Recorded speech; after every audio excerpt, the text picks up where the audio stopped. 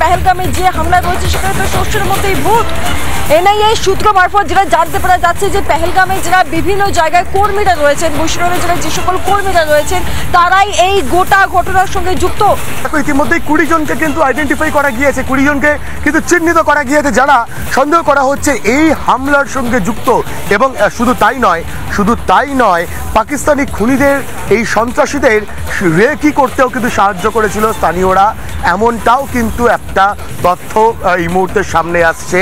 এবং এই হামলার পিছনে এনআইএ যে তদন্ত ইতিমধ্যেই শুরু করেছে, যে তদন্ত কিন্তু লাগাতার এগোচ্ছে, সেখানে এই তথ্য সামনে আসছে বেশ কিছু স্থানীয়ের ইনভলভমেন্ট, বেশ কিছু স্থানীয়ের যোগ কিন্তু এই হামলার পিছনে ছিল। ইতিমধ্যেই 20 জনকে চিহ্নিত করা হয়েছে যারা এই পাকিস্তানি জঙ্গিদেরকে সাহায্য করেছিল, তাদের খোঁজে তল্লাশি চালানো হচ্ছে। তার পাশাপাশি একাধিক কর্মীকে গ্রেফতার করা হয়েছে, ওয়েস্টার্ন ভ্যালির একাধিক কর্মী তাদেরকে গ্রেফতার করা হয়েছে, যেটা মনে করা হচ্ছে এই রেকির সময়, অর্থাৎ কিভাবে হামলা চালানো হবে, কোথায় হামলা চালানো হবে, কখন হামলা চালানো হবে, এই গোটা বিষয়টা যে যখন রেকি করে পাকিস্তানি সন্ত্রাসীরা, সেই সময় ওয়েস্টার্ন ভ্যালির 4 কর্মী তাদেরকে সাহায্য করেছিল, লজিস্টিক্যাল সাপোর্ট হোক কিংবা ইনফরমেশন দিয়ে, এমনটা কিন্তু মনে করছে এনআইএ। এবং ইতিমধ্যে একাধিক গ্রেফতার করা হয়েছে, তার পাশাপাশি 20 জনকে আইডেন্টিফাই করা হয়েছে, তাদেরকে আরও ফার্দার কিন্তু ইন্টারোগেট করা হবে, অর্থাৎ তাদেরকে আরও জিজ্ঞাসাবাদ করা হবে।